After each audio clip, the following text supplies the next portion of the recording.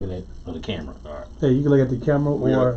when you're giving out information, look at the camera, and then when you start looking at it. Oh, My bad. my bad.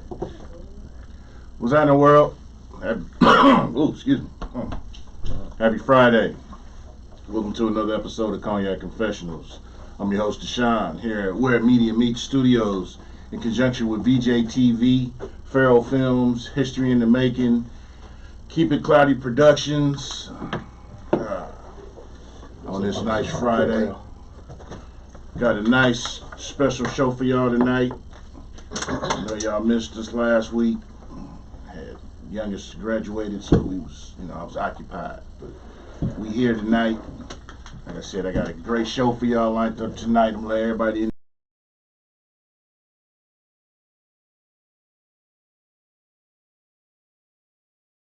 Farrell.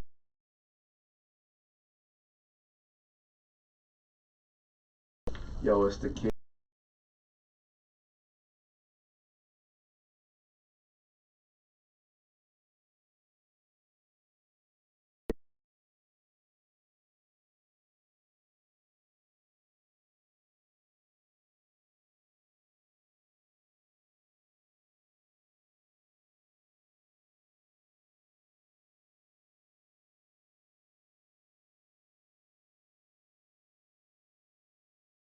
Am really an educator at heart, a husband of 27 years, father of 3 beautiful boys, a grandfather of baby Dominic, founder of Kingmakers of Oakland, which works with young kings across the country to improve their educational life outcomes from preschool through PhD.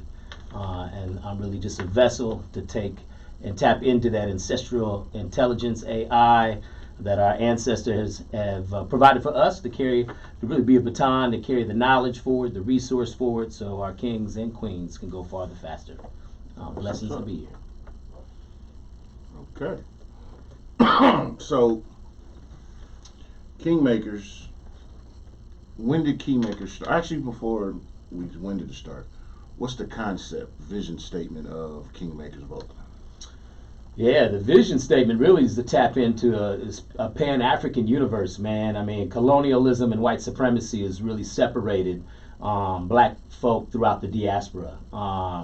So in that spirit, we're really trying to help our young kings take their crowns out their pocket and rock it.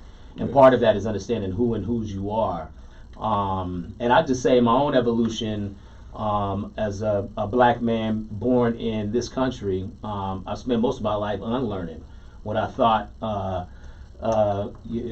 being African, being Pan-African, being African-American was. And so as I've come through that enlightenment of understanding who and whose I am, really one area is really trying to redesign and dismantle the public school system from preschool through through PhD, because this whole public educational system is wired for us not to know who and whose we are. Right. And so, I've really kind of found out early in life that, I loved working with young people. It was a way to keep me at camp.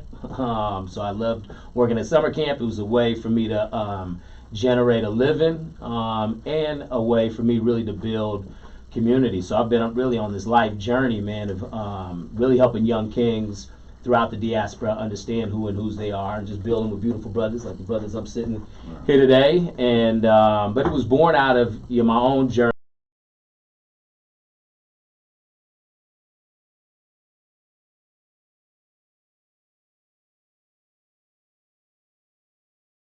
But I've learned.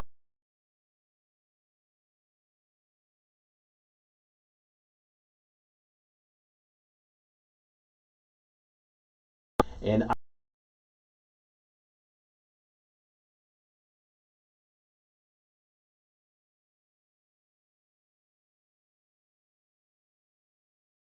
social studies and science to really lift up the contributions of Pan-Africanism and all those subjects, so our young men know that we come from greatness, and that our journey did not start with being enslavement in this country, but just that all aspects of this civilization really were based on African culture and African civilization. And so our work is grounded in engaging young kings such as Trey, the cat behind the scene, and recruiting, training, retaining black.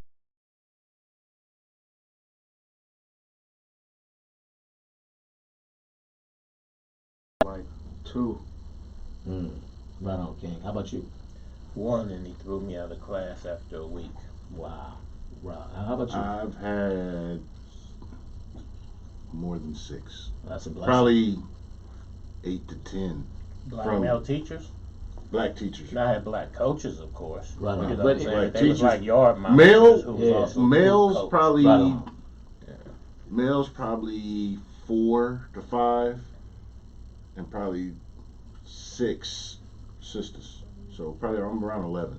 Right I on. had 1 black woman teacher and only briefly 1 black male teacher. Because even at Roosevelt, we had Miss Leatherman for PE. I mean, she still was a teacher. That's right. Yeah. PE teachers are teachers. I mean, I I had used a to couple of black counselors. that's what's up. Yeah, I had a black counselor in high school. Right on. And how about yourself? Yeah, now that I think about it, I'm probably closer to about 3 or 4 male black teachers. I went to Shelton's in North Oakland, okay. so That was all black school. Yeah, so, lessons. yeah, so that's where the majority of them, came from. But after that, it kind of it's far and few between. Wow. Well, we make up less than 2% of black teachers across the country, and so.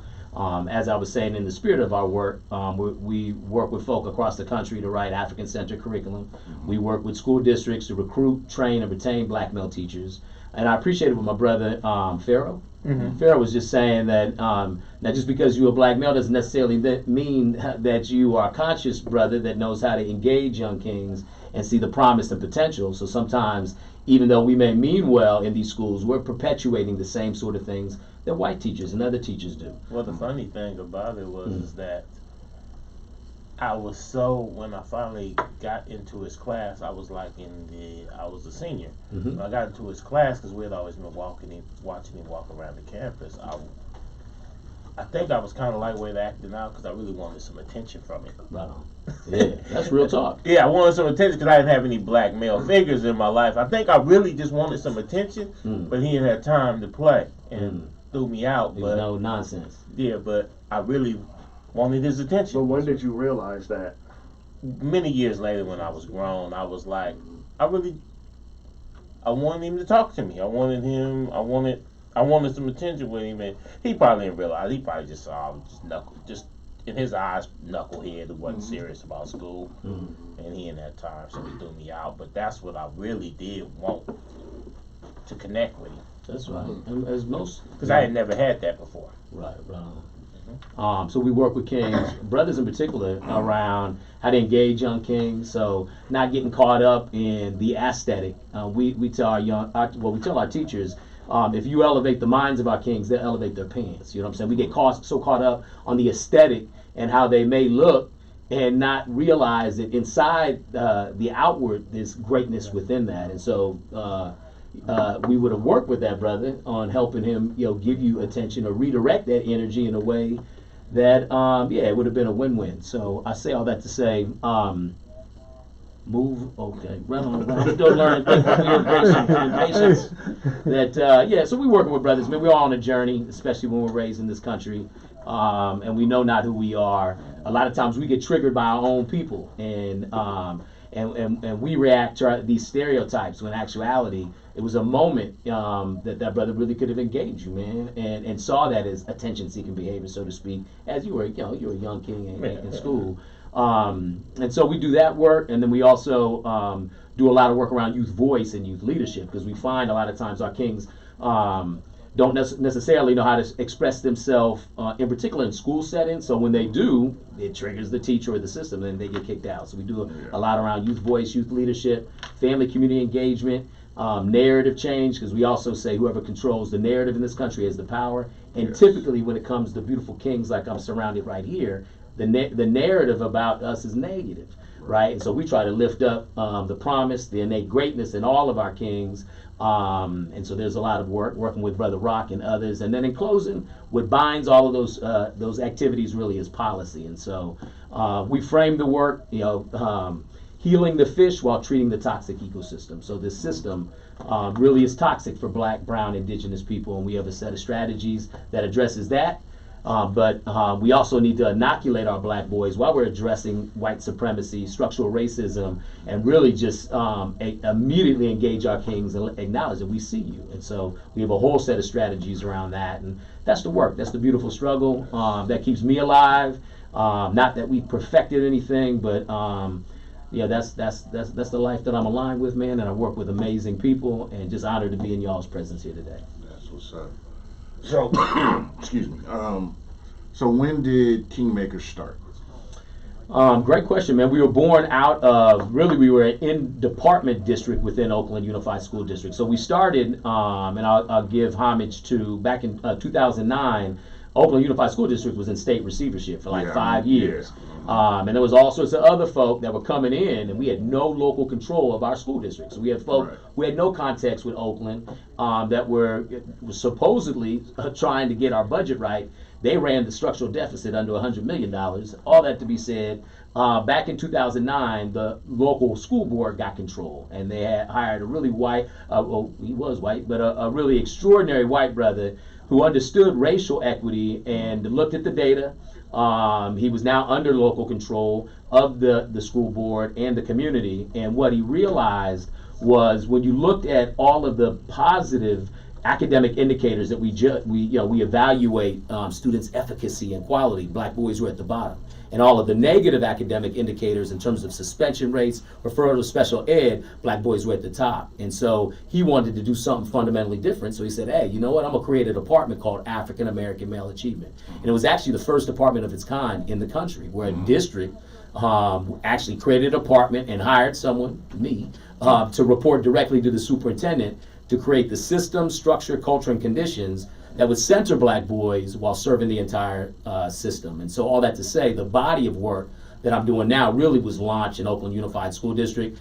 And I acknowledge, Tony Smith. He played football at UC Berkeley, and this work is not, and the struggle isn't just a Black struggle; it's a collective struggle. And so it's going to take white allies too to leverage their privilege and their influence to allocate resources and to make the main thing the main thing. But all that to say, I was the executive director of African American Male Achievement for the first 6 years, and then 3 superintendents in, they hired this other brother from the Midwest named Antoine Wilson. And so Antoine, it was a blessing, our first Black male superintendent since really state receivership, but really since Marcus Foster when he was assassinated back in the 70s. All that to say, Antoine was a cool cat, but again, he didn't have the local context and was just making real quick moves. All that to say, he was checking out the work we were doing, and he was the only superintendent to go to all of our classes, be in all of our meetings. He was like, Brother Chris, like, why isn't the rest of the system leveraging all this amazing work that you're doing?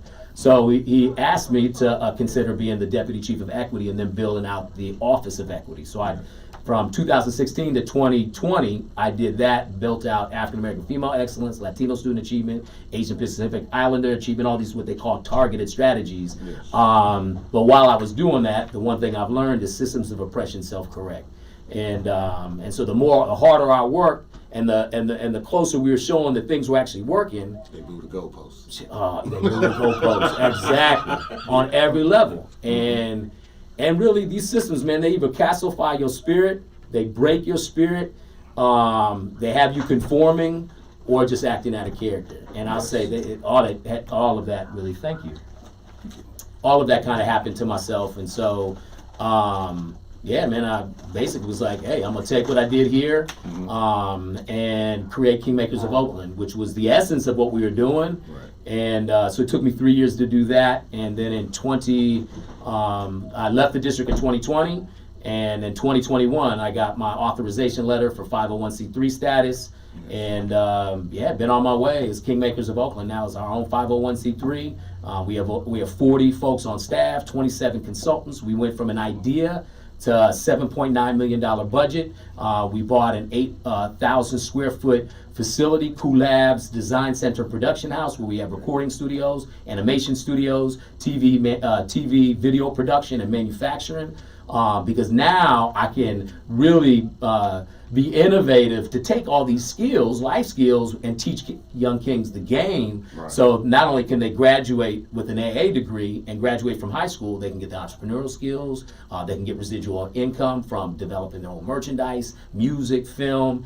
And so, we're starting our third year, but yeah, man, just excited, blessed, and it's been really the collective efforts, again, of brothers such as yourself, sisters like Renee, that have allowed us to excel so fast, knowing we have a whole lot of work to do. Man, that is so dope. How does one? Now, what age range? I know you said preschool. Yeah. So you're reaching them, and which is great because until what was it? How long ago when they started saying the first 5 years is the most critical? When we were little, we didn't hear that. Right. Now they know. They're like, you absorb the sponge, you gonna get most of your bases is gonna get to you in that first 5 years of what you gonna do. But we had Or the good most. fortune in those first 5 years. They put us in front of the TV, in front of Sesame Street, the electric company, this and that, right? Some of the kids now in their first 5 years is literally being put in front of a tablet with something that's not necessarily as educational. So true, so true. Now they say, first you learn to read, then you read to learn, and then you read to lead. And I deeply appreciated what my brother said. Yeah, times have changed, man. We're like, we were limited on the information that we have, but typically at that age, what you were watching, was Sesame Street, was the Electric company. electric company, things that were actually supporting you in many different ways while parents are working or what have you. And so we created a program. Well, let me actually say this too. When I came into the school district, other things that I started to see. We were suspending 1 out of every 10 black boys in elementary school. We were suspending 1 out of every 6 black boys in high school, and 1 out of every 3 black boys in middle school. But let me tell you something. Before they even get to school in Oakland, we were in early childhood. So there's like 80-some ECE, they call them early childhood education centers. Yes. We were expelling 1 out of every 2. We're getting kicked out of early childhood. And I'm like, now just because a child is being a child, you're going to expel them? And so I say all this to say, it realized for us, like, we have to start even before they get into school. And so we started a JEGNA Early Literacy Ambassador Program, where we're recruiting brothers and juniors and seniors in high school, freshmen and sophomore in college, and coming back, teach them a 10-week kind of literacy program, and having young black boys now in early childhood. And I'm telling you, just these little guys, seeing a brother in early childhood, we already seeing like behavior is now settling down, because now they see somebody that they can relate to. They're reading books around our culture. And so it's not only helping with literacy, but it's also helping with the behavior, and young kings that may not have a dad or a father figure, just to now have a younger brother that they can talk to and gets his energy. So that's why we went, because once upon a time, it was like 3rd grade to 12th grade. But we realized, man, we got to start earlier. And you know what? Once you get out of high school, college is either reaffirming, again, Eurocentric strategies, practices, and content. We still got to work with brothers in college and in graduate school. So really, it's life is our the way we're approaching it. It's like you got to stay learning and unlearning and building and healing. So anyway, pre-K through PhD is the new is kind of our new domain of how we're working with brothers. I ain't gonna lie, as a young kid, I definitely had more respect when I seen a black man standing up in front of me. It wasn't like the same type of stuff going on for me in the classroom. It was less playing around, you know what I mean? More showing him that I was more focused, you know what I mean? And Wasn't impressive. Yeah, for the most part, or just outright scared of him, you know what I'm saying, as a father figure. It's not like he was gonna beat me up or nothing, but So I don't want to make him it's mad. an internal. It's an Right. internal thing with us when it's just like if we walk. We didn't know each other, but if we walking down the street or somewhere, we see each other, we'll acknowledge each other. Right, that's right. How you doing, brother? What's happening? Either you head nod or head whatever. We acknowledge. Yeah. So it's in us. That's right. So to have a male black teacher, I had a teacher who I was in class and he would laugh and joke with us and all that, but he would be honest to make sure we was on point. That's right. And that's great. You might have felt his actual concern. Oh yeah. Now my nephew started a program out in Stockton called Phoenix Scholars, right? And one of the things he was telling me was that in elementary school, say if you got a white kid who maybe is acting out and a black kid is acting out, they'll diagnose the white kid and say that maybe he's autistic or something like that and give him an IEP. Whereas the black kid will be diagnosed as oppositional. That's right. That oppositional defiance disorder, That's and then disciplined accordingly. And the white kid will basically be lessons and everything will be for the rest of his school career will be tailored to He help gets him. accommodation. To his quote unquote And the disability. black Right. kid is disciplined all the way up until expulsion. That's right. Criminalized. Does that, and this was in Stockton, and the Phoenix Scholars addressed this. Was that also going on in Oakland? Brother, that's Oakland, that's Atlanta, Everywhere. that's Austin, that's massive. That is United States of America. And if you just look at the data, exact same behavior. That behavior of a black child is criminalized, demonized, problematized. Behavior for a white child is developmentally appropriate. It is nuanced, but he had a bad day. One track for the black kid, and the more melanin you have in your skin, the harsher the consequence. This is all fact. Yes. So I'm just lifting up exactly, but it's not just Stockton, it's not just Oakland. We've seen this across the country, urban, suburban, and private school, public school, charter. It's the ethos of white supremacy in this country, and that's and so we gotta address that, and we got kudos, man. And if it was your nephew, I just went. What's his name? Michael Tubbs. Man, Michael Tubbs. How he Respect was Michael able Tubbs. to finally make a change is that he literally became the mayor and ran several of his friends for the school board. And once he got them installed in the school board, he then started trying to make systematic changes. Oh no, he's a North Star in the movement, man. No, okay, that's family. Yeah. That's what's up. Now he's doing the work, man, on a whole nother level. So I appreciate that. And so here's the thing, like we should be learning about that brother, right? We should be able to turn on the TV and hear his story. Like, what did you do to get there? How are you doing it? And we're not lifting up those stories. It's usually the same sort of stories. And that's another thing that we're trying to do within, Kingmakers of Oakland, is lift up stories of the Michael Tubbs and other brothers that are just doing the work, man, trying to help young kings and queens take their crowns out their pocket and rock it. So just respect to your nephew. That's big. Now, some of these other areas, some of the so-called conservatives are trying to undermine anything that they think is progressive by taking control of school boards and stuff like that. And that happened out there. Is there any type of movement like that here? Woo, brother, look at the South. I mean, they're banning books. Yeah. You can't even mention critical race theory, culturally responsive pedagogy. Like but it's nothing new. I mean, from since the abolition of slavery in this country, you've had Jim Crow. You've had, they just remix it and call it something else. And so now you have this movement, in particular the southern states, that are banning divisive curriculum. There are all these different things. So this is just what the right does, and I think that's what the more reason we have to be organized, and you have to understand there's a political aspect, and we got to fight that political game. I mean, it's like multiple boards of chess going on right now, and we got to organize. Everybody got to roll in the lane. We got to figure out what it is, but we have the long game, and I think the reality is, folks of color will be the dominant culture, the group in this country.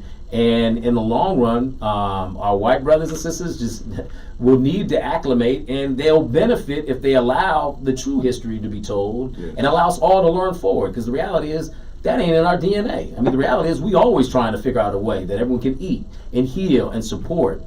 They just don't come from that same, some folks don't come from that same value system. So I just share that to say, but there's an assault right now on public education, and that is definitely in pockets in California, but in the southern states, our largest contract is actually in Gwinnett County Public Schools, and it's the fastest, most rapid changing county in the entire country. It used to be, it was Ku Klux Klan country, and now a lot of folks from Atlanta have moved to the southern part, but you're seeing who's still in control are predominantly, Republicans that are passing policies where we can't even offer our curriculum there. It'll take us 18 months to 2 years just to get our curriculum accredited in the state based on all these policies. So And we those got are intentional policies to sandbag you, Yeah. so to speak. absolutely, yeah, absolutely. So we just got to continue to organize and understand what's going on and know this is nothing new. But I do think if we have a long game and our young kings and queens and white allies realize that actually understanding history, the truth benefits all of us. And if they study our history, they'll know that in the long run too, as we evolve, yeah, it's love. Like we move, our values are not me, I. Our values, our brotherhood, our us, our family and community. So in the long run, I'm hoping, yeah, that they'll see that they too will have to change and embrace a collective history and contributions. So, but where we're at right now is very divisive. Now, my grandfather would say about you that you fighting the good fight, brother. That's right. Yes. But sometimes when you fighting the good fight, and it seemed like the whole system against you, does it ever feel overwhelming to you? All the time, brother. You know? Yeah, I've almost lost my marriage. I've had death threats. I was close to being, what is the word, silenced, like within an institution because of I was an agitator with love and with Try to respect. censor you? Yeah, try to censor me. Exactly. That's the exact. Yeah, they tried to censor me, and that's what systems do when you start to really lift up the truth and mobilize, in particular around those folks furthest from opportunity.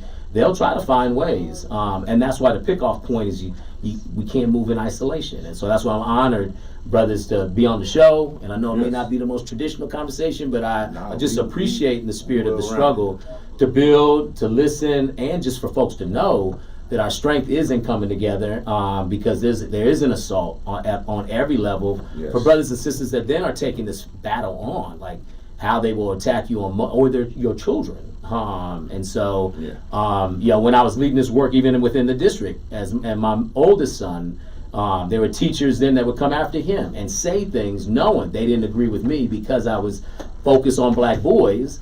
They was like, all right, his son's at Edna Brewer. So, the things they would do. I ain't got to get you. I'm going to get your kid. Get you right. Get you, or do you look at the annals of history when it comes to the non-melanated? They went after us, but then they said, oh, I'm going to get your great grandkids, who are us. They played the game The long strategically. game. That's right. And that's the hamster wheel. So Now- how can regular brothers support your cause?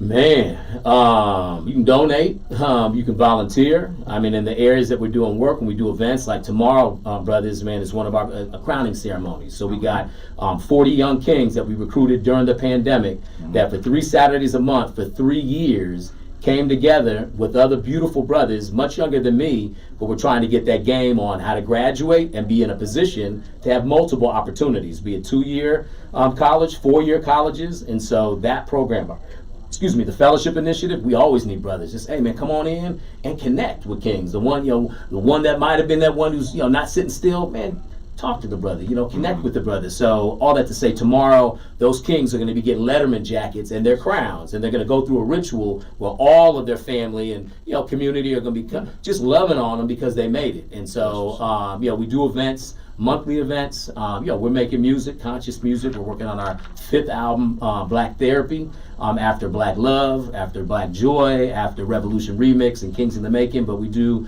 so. Where can that be found at? Oh man, I was it's going to on get into the music. Love. Yeah, no, you can. It's on all platforms. Okay. Kingmakers of Oakland. Just search that, and then the albums will come up. But how brothers can support from financial contribution to your time, your talent. I think as folks begin to understand the way we're organizing, they'll be able to see how they could tap in and or just talking to other brothers. I mean, even this, like for me, this is healing. I've been at work since 7. Going in the paint, woo woo, and just to be here, fellowshipping with brothers and just kind of connecting is also healing for me. And so I think there's multiple levels. It's a kind of an intergenerational approach, but there's multiple ways, brothers. We can't do this work in isolation, and we don't do the work in isolation. But hopefully that gives you a little sense of kind of ways to check us out, support, tell, and you all sharing the work we're doing, and we do events. But I have the website pinned up. What's that? Okay, so the music, you got music. Oh, I know what I was going to say. So you branched out because you were talking about different areas. So how far does Kingmakers reach as far as different areas, cities, states? Because I know you guys did something, I think, in Seattle. Yep. Could you speak on that? Absolutely. So I tell people, man, we on an international paper route. Really trying to build with brothers throughout the diaspora because colonialism has impacted the entire planet. Yes. Domestically, right now, I mean, obviously our foundation, we radical in Oakland, building with folks in Oakland. We're in San Francisco, in 18 schools in San Francisco. We're in Antioch, looking to, now that we have our facility, we're going to look to expand our reach in the greater Bay Area. We're also in King County, which is home to Seattle, Kent, and a number of other districts. So we're doing work out there. And then Gwinnett County Public Schools, which is the largest district in the state of Georgia. And we're in 16 schools there and looking to expand our work. That's the deepest touch points. Otherwise, we do professional development all over the country.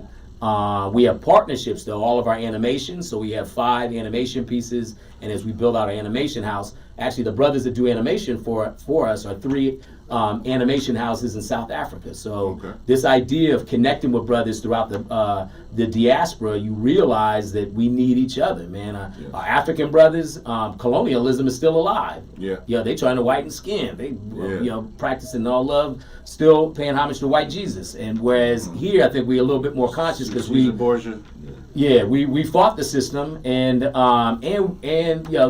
we just have we're revolutionary on a whole nother level. And so I think, but yet those brothers need us and we need them in the spirit of that ancestral knowledge. And so, but then when you look at also kind of what colonialism did, there's more Africans in Central and South America than there are in North America. So we're actually building with brothers in Costa Rica and Belize.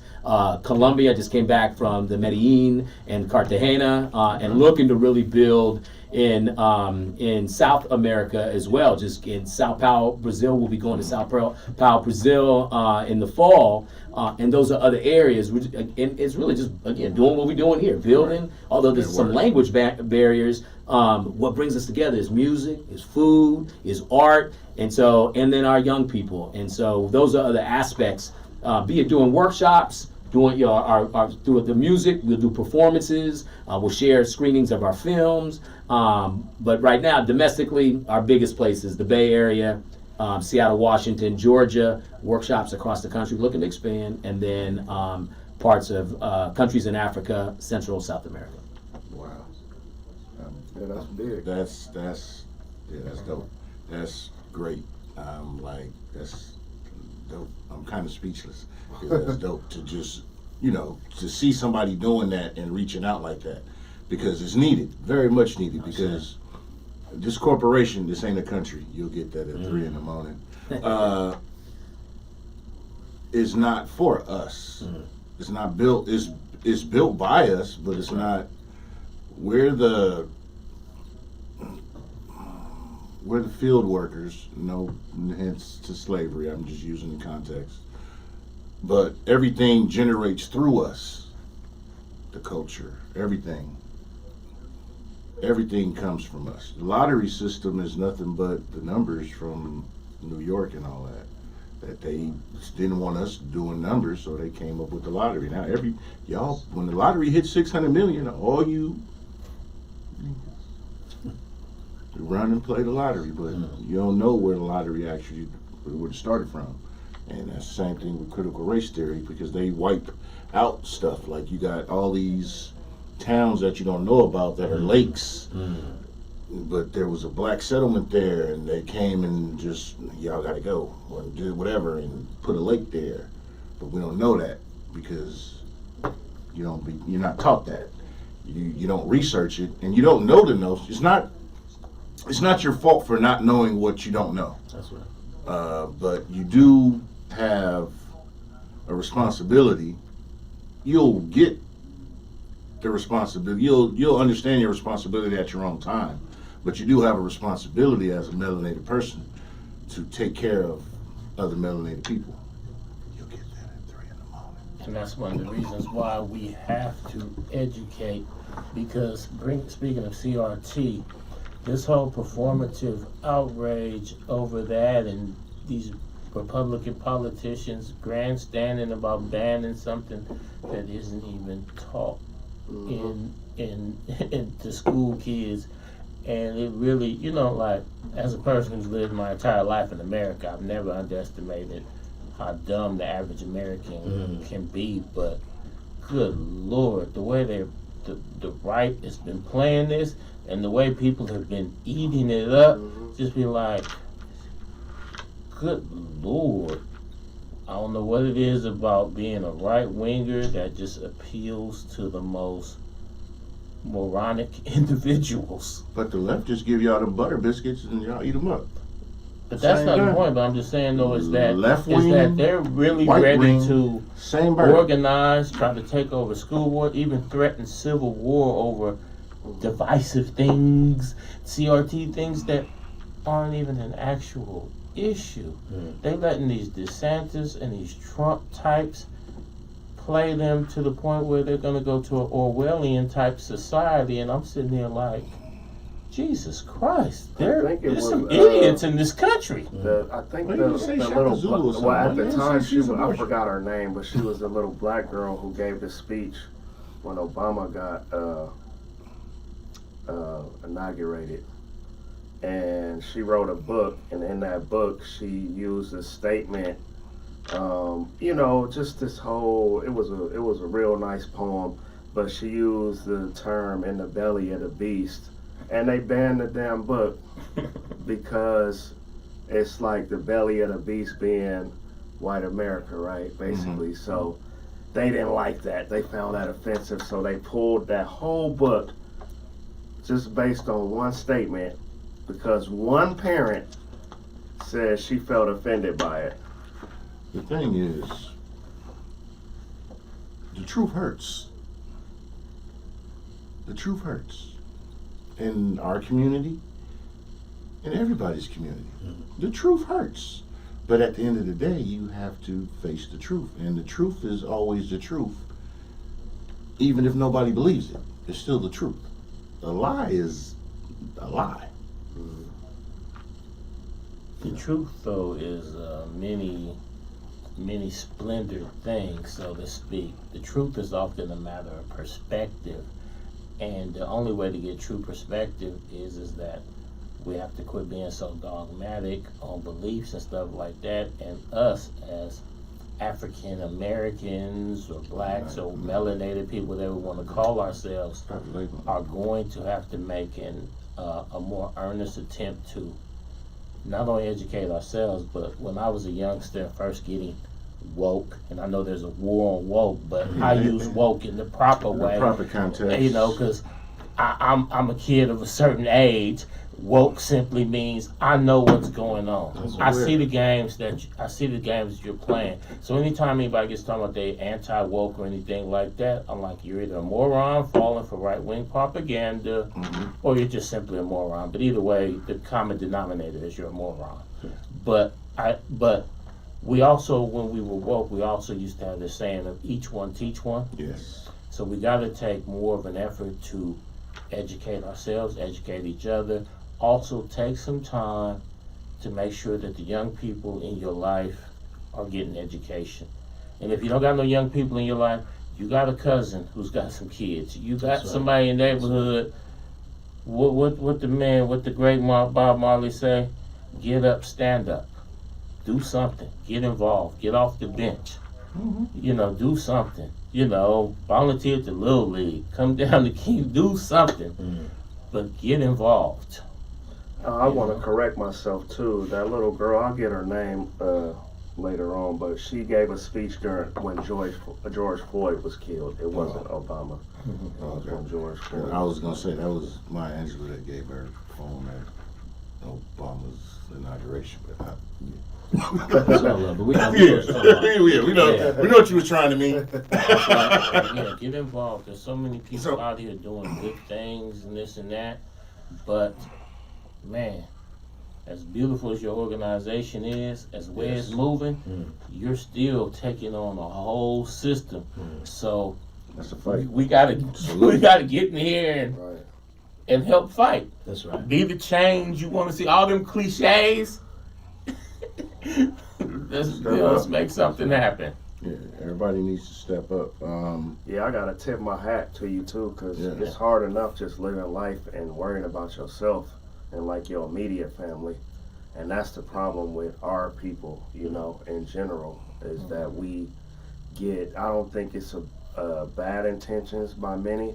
It's just it's easy to get caught up in just your own bubble, you know what I mean? And like, I Yeah. can't worry about them. I gotta hurry up and get home, and you know what I mean? So, a lot of Kudos, people bro. are fall into the product of their environment syndrome, but you can overcome your surroundings, because I know people who've been in destitute situations, but they prospered and excelled exceedingly. They thought outside the box, came out, crawled out the box, and destroyed the box. But society puts so much shame on the good guy. You know, everybody has to be a master thug, or you got to be this tough, and you got to be, you know, all this and that. You know, the basketball birds, and you know all that. You know how I feel about all that. They'll give you a few hundred of those individuals who got that poverty story that are just so extra ratchet or whatever, and they getting all the money, and of course they're gonna flaunt it to everybody thinks that's what I gotta do to get on. Right. That is not what you gotta do to get on. That's what you do to keep putting us backwards. But y'all get that at 3 in the morning. Yeah, no, I just, I mean, part of us setting the setup is we're in other cultures. You know, our Chinese brothers and sisters, they go to Chinese school on Saturdays. Yes. You know, our Latino brothers and sisters will carry on the culture through their quinceañeras, and you know, this in particular, African Americans. Because we don't necessarily know the history, right? And we go to school, but it's, a little bit of, Martin Luther King, it's like kind of the same folk, but we don't get the true history. Right, that where the Greeks and the Romans went, they went to the Library of Alexandria. Like the study of academic rigor originated in Africa. If you look at agriculture, math, science, the relationship, there's still technologies that they have not, this world hasn't figured out that I we're. still don't know how we built the pyramids. Exactly. The understanding the true north started Right. somewhere. So I say all this to say though, so when you go to school though, television tells our vision, and then you get just corporate hip hop, you get television, and so we're limited on that information, and so so I try not to take the stance of blaming. Yeah, it's like, all right, man, how do we sprinkle? Like, the way to upset this is, man, we got to read. It's like, we got to know, what should we be reading? Like, who should we be in relationship? We got to learn the financial game. We got to own land. But if you know your history, and that's why I go back to, like, don't get caught up in this AI, artificial intelligence, because that, if you look at who's designing that, that's going to further perpetuate its ancestral intelligence. And that, I'm telling you, if you can get real with the earth, and be in tune with the earth, and understand your history and your her story, and be right with the stars, and receive that melanin. The more, again, I'll just say, the more melanin you have, the more opportunity to pay attention and draw out that energy that we are Afrofuturists by our DNA. But you wouldn't know any of that within this culture, and so. So we do got to work that much harder, and then go, and that's why I'm right in the heart of West Oakland. Like, that's why I do, and I don't, I was born in South San Francisco. I have my own story, and I was adopted and what have you.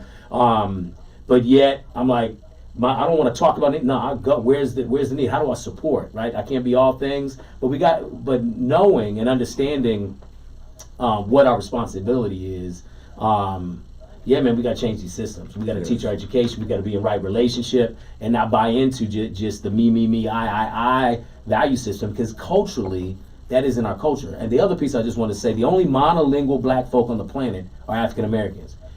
Anywhere else you go, black folks speak multiple languages. And even the understanding of our cultural heritage and legacy cannot be transferred in English language. English is a bastardized language. Yeah, absolutely. And our culture, there's tonal, and again, it's deep, man. It's so deep. The more I'm just scratching the surface on my own knowledge, but we have to learn other languages that unlock other aspects of our intellect, Yes. our knowledge, and so getting out to the diaspora. I'm just connecting with brothers, in particular my African brothers that again they're more this mystic, that have a relationship with the earth and a relationship with the stars, and not to get all heady, but they're allowing me to see we can own land throughout. We come from greatness, and connecting, it just allows me to then stand in these very difficult situations, not with my people, but in situations where the system is designed to either try to censor you, or no, you can't get, I was here, I got another grant, didn't get funded. It's all right, well, I'll find funding elsewhere. So I just say all this to say, man, reading, understanding who and whose you are, not buying into this capitalistic corporate context, and leaning into the brotherhood, family, community values. I just think we go farther faster. So, but it is as you say, you hit it on the head. They set it up for generation, in such a way, the whole system, the structure, the culture, and the conditions will privilege their children. They don't got to do anything before is born into. And so the way I'm thinking right now is, again, 3 generations ahead. I want to own my masters. I want to own the land. I want to have land here throughout. So then our young folk, as they come up, they're not at it. They can take us farther faster, because at least I've fought a level a little bit enough that so they don't got to ask. This is yours. You come from greatness, but the school system, man, it doesn't teach our history. And if anything, it's 1 month. And so I just share all this to say, again, appreciate the conversation, but it is complex. It's not complicated. It's complex. But I have hope, in particular, as I talk to brothers throughout the diaspora, and I think the time it's inevitable. Yeah. Our time is already written in stone. It's we veered off the path, not of our own. Well, we have some ownership in it, but our time is written, and you appreciate. It's just like I've always said, if I give you $1 million, you'll probably trick it off and whatever, because you think I'm gonna give you another $1 million. But if you go out there, blood, sweat, and tears, and earn your first $1 million, you're gonna treat that $1 million differently than the $1 million I give you. I disagree slightly. Psychologically, you will treat it differently because you're already programmed to. That's kind of a bootstrapperism type mentality, which is that the elite have passed on to us as if it's some type of value system. But in the famous words of Dr. King, you tell a man to pull himself up by his own bootstraps, who doesn't even have boots. And the analogy to that is that if you gave me the $1 million and I go trick it off, the reason why I'm going to trick it off is because I literally come from a family structure where no one has ever been ahead of the game to have wealth, to even have any type of structure or mentality of even how to handle a windfall or anything like that. And not only that, it's been we live for Saturday night type mentality. Live for the weekends. Was that the OJs or something? But I'm just saying though, is that so that's the values that have been passed into me. So if you give me the $1 million, I'm going to fuck it off, but it's not due to my lack of character. It's going to be due to what I've been taught. And what I've been taught is a direct byproduct of my point. The infrastructure that my family and the generations before me. So a person can't say, oh, if you give me this, that, this and that, because that's almost like, oh, you got to find a way to pull yourself up by these imaginary bootstraps. Just like when he had said a comment about lifting your pants up and this and that, right? Mhm. Well, I had seen a guy that countered Don Lemon on that when he had said that when it's like, if you pull your pants up, right? But you just walked out of a completely dysfunctional house. You walked out of that dysfunctional house and you pulled your pants up and you're in the middle of a dysfunctional block in the whole complete East Oakland food desert, this and that, where you could literally find someone who would help you go kill someone quicker than you could find somebody who would give you groceries or something. If you said to some individuals, hey, these niggas around the corner tripping, they coming with you. They can barely know you. They coming with you, but if you say, man, I'm hungry and I need some groceries, they're not gonna rock with you. So even if I start calling everyone yes sir, no sir, and marry my baby mama and start looking presentable, I'm still in a completely fucked up thing. So me fucking off the million is just simply a byproduct of that's not the actual fault. That's just a symptom of the ingrained problems that I already have, whether I get the million or not. You're saying the same thing I'm saying. Not You're saying you're treated different. Yeah. You're saying I said if you were somebody treated gave me different. the second If you- million if you- better, listen, if you give if me you the second earn- million, I'm still the same dude. With the Nah, same mindset. I think if the blood, sweat, and tears it takes to earn your million, you're gonna treat it differently than something that's just handed to you because you earned That's it. the argument against reparations. You should earn it. You shouldn't want a handout. I You just should said want you would treat it different. the elites who have survived off of handouts their entire life will tell us that you'll appreciate it more if you earn it. The men born on third base will tell you that you'll appreciate getting to third base better if you get a hit and steal and do all that. The man who was born on third base is going to tell you need to earn it. You'll appreciate it more. I get what you're saying, and I agree with you. But what I'm speaking on is a different concept. I'm speaking on level playing field. Yeah. If somebody gave you $1 million and you earned your $1 million, like I said, blood, sweat, and tears, whatever you had to do righteous to get it and earn it, you're gonna respect it more because you did something for it. You remember when we were kids in high school? You got first job, summer job, whether it was working at McDonald's or whatever, and you got your check. You know, it was $4.25 an hour? I remember back in the day.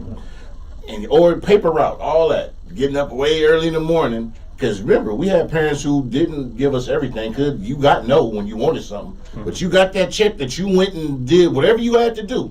Whether you was cutting grass, the original GoFundMe. Pumping gas, taking ladies' bags at the grocery store. When you went and spent your money, you felt something because you went and did something, as opposed to that allowance you got from your parents. And hey, mom, I need that. What happened to the money I gave you?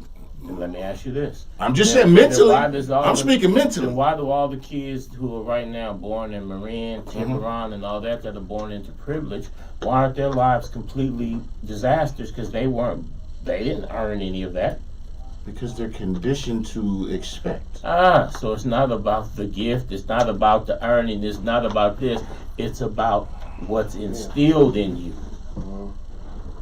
What you're gonna do to fuck up, so whether they earned it or not, if the certain mentality is put into you, then you will be okay. And if that mentality is not put into you, because I'm here to tell you, if you gave me $1 million when I was 20 and I fucked it off, and then I worked and earned $1 million, I would have fucked that off too. Like they on this boy Zion right now. With the controversy they got of it. You seen that on Twitter? Have you seen that on Twitter about with one of them Zion? I'm here to tell you, at that same age, I would have put that boy to shame with how with the donkey antics I would have carried on with. But because my mentality was all fucked up. So that's why I said mentally. So whether if it was gave to me or whether I earned it, late nights in the gym, whether I earned it, because my mentality and the people I was surrounding myself with, who were some of them are watching right now, my blood relatives, no matter how it would have came to me, I would have fucked it off because my mind. Okay, I give you that, but I think the thing is, and I agree with you 1,000%. What I'm gonna say is, when it comes to earning, you out there working in this. Everybody get tired of leechers, hanger-oners, and all that. Just like if you went and, like I said, you earned your house, and you've been kicking it all forever. We all every weekend, like we said, living for the weekend. We can do that shit. Hit that movie. Living for the weekend. You know, but it comes a point when something clicks. What do they call it? The Saturday night mentality. Yeah, Like, right. I live my whole To where life just a Saturday night. we living, and at the same time, my caveat to this is everybody gets it at different points at the time they're supposed to get it. So there is no set clock. Like Mine was super late. that's all right. That's all right. That's your clock. It's not my clock, and it's not my clock to judge. Honestly, That's right. but if we hanging, we can be there, and it's like something gonna click. Like, man, I'm the one always putting in. I'm the one always doing. Something gonna click. Cause I'm building something. Bruh, I need you to build too. Bruh, I need you to do something. Bruh, I need you to, I'm building. I'm gonna appreciate, if you don't appreciate what you build more than what somebody gives you, I don't know what to tell you. That, to me personally, that says there's a defect somewhere in you. Well, there's dysfunction within a lot of us, and a lot of that comes from. And you'll get it when you're supposed to get it.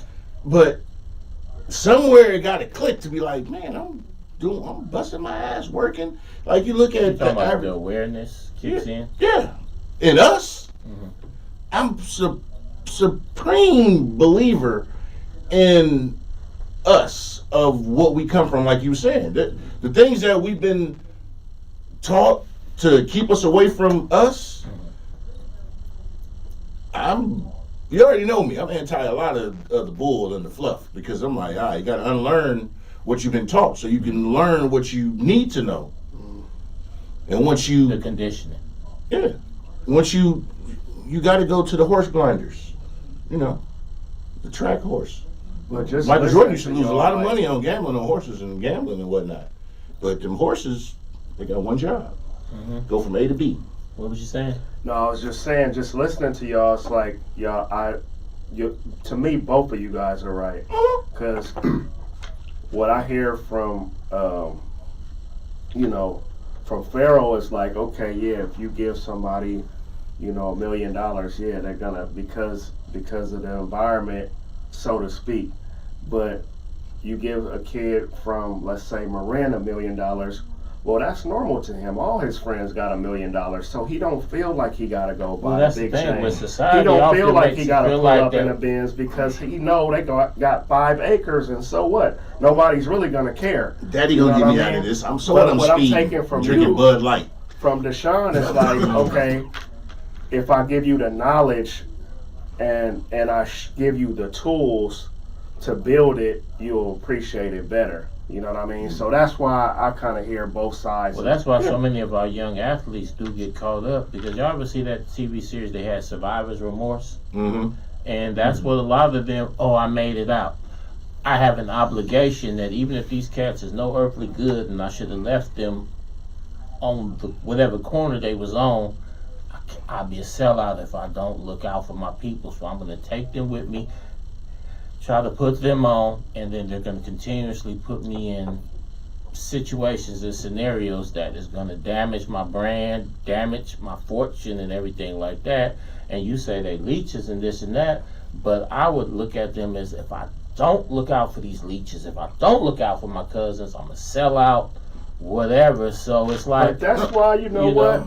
That's why, what really bothers me, man, is like people who talk stuff about LeBron. You know what I mean? Mhm. Like, this dude is like one of the most stand-up men I got that a we love-hate have. relationship with dude. You know what I'm saying? If Stand-up man. You don't like his game on the court. Exactly. Everything That's else, one thing. I like this salute. game. But it's Nah, a lot of people, man, that talk a Flop City. whole lot about that dude, and it's like, man, what else of a perfect role model is there out there? 20 years Oh, yeah. in the public eye. You know what I I'm respect saying? all that. I just hate that he be flopping and Pickups, crying paying for on the court. everybody Everything to go to else, school. salute. You know, I ain't gonna lie, Ain't like no- I said no- about Zion, I hey, would have no scandals. burned out with that level of money and LeBron, fame. I will say this about LeBron. And he, you know, I'm a James, so we represent the family. Like I said, after Uncle Rick passed, it was just me, Edgerton, and then LeBron came. So we like, you gotta hold the James name up, bro. Come on. But like I said, everything when you look at the prototype of, I'll put LeBron in the way we look at Denzel as an actor, just far as being a stand-up dude. And I'm not talking about, because once again, I talk shit about him on the court. I do, and I stand behind everything I say. But everything else, what he does, salute, because that brother does work, and no major scandals, no bull, great family, the high school sweetheart. So those are the things that we need to promote and whatnot. And I give him his props all the time on all that. I just stop flopping and stop flopping and crying and team hopping. Everything else, but I mean, nobody's perfect. That's right. But the Most High. Right. And we all came from the womb. So she says it all. Because won't she do it? You get that at 3 in the morning. So, to reel it in, my good brother, I want to salute you for everything you're doing. Because the work, I mean, it has to be in you. You building, because me and Rock be talking. Rock be like, man, we doing this, we going here. And I'm like, wow. Man, tell Chris I need him on the show. And, we've been trying this for a while, and things happen when they're supposed to happen. That's right. So that's why with a lot of things that happen, society makes us impatient because we think society has you and most people in this instant microwave popcorn mentality. And it's like, nah, you got to slow cook. Come on, we all know when Mama was cooking on the weekends. The grandma, you had to snap the peas. Took time. Pull the greens, all that slow cook. And she started cooking some shit 2-3 days before for Sunday. Process. Like I tell everybody, mouth to ear. That's how we teach things. Each one teach one. Mouth to ear. It takes a group, a village. Tell everybody where they can find you on social media. Oh, right on. Chris Chatman, Kingmakers of Oakland, Instagram, Facebook, Twitter is Kingmakers O, our website, kingmakersofoakland.org, LinkedIn, Chris Chatman or Kingmakers of Oakland. Look us up, y'all. Our strength is in our support, and grateful for the opportunity just to build with brothers, learn, love, and have a little libation. That's what we do. Tell everybody where they can find y'all at, my cohorts. And you can find me on Instagram, KAMMAFLAGE. I'm going to spell that out for y'all because it's not camouflage like the color. But, you can find me on Twitter as well. That's it, man. Tap in. And you can find me. Girlies behind me, jocking me blindly. It's a cool Mo D line, but y'all too new in the game to fact that. Man, you can find me anywhere, man, at Feral Films across the board. Or just Google it, saying, talk to me, I talk back. There it is. And speaking of, we got on the 24th. Yes, indeed. We got black sci-fi, like my man says, Afrofuturism. I got a movie about to drop called The Hero Around the Way. We got gangsters, we got spaceships, we got superheroes, we got ghetto sci-fi, Afrofuturism, whatever y'all want to call it. It's a hood story with a twist. Spielberg meets Spike Lee. There it is. Y'all better holler. June 24th, Berkeley Black Rep Theater. Yes, indeed. Get your tickets on, I believe it's Eventbrite. Yes, you can go to Eventbrite, and you can also get tickets at your door, man. I know how people like to walk up. It's a double feature. We got 2 movies going, hosted by my man Whiteout. Whiteout was tuning in tonight. What's up, my guy? Shout out Whiteout. Shout out Cliff. We got auditions on the same day too. Cliff, I'm there at the audition. Slim P. It's a fashion show. DJ Igor Beats is on the 1s and 2s. Right. We got a lot of things going on coming up. A couple other filmmakers. It's a Juneteenth film festival. Film festival, music festival, fashion show. First annual. We're trying to do this. But once again, I'd like to humbly thank and congratulate and salute you for all you do, my brother. Continued success and blessings. Thank you, King. I am, like I said, I get happy and excited, you know, to see us do the work and do things, because that's what we're supposed to do. That's right. Everybody, thank you for tuning in. If you tuned in live, I appreciate y'all for tuning in. Y'all could be doing anything on this Friday, but you chose to tune in with us, and I humbly appreciate you. And now it's time to say goodbye to all my Negro friends. Hey, catch y'all next week.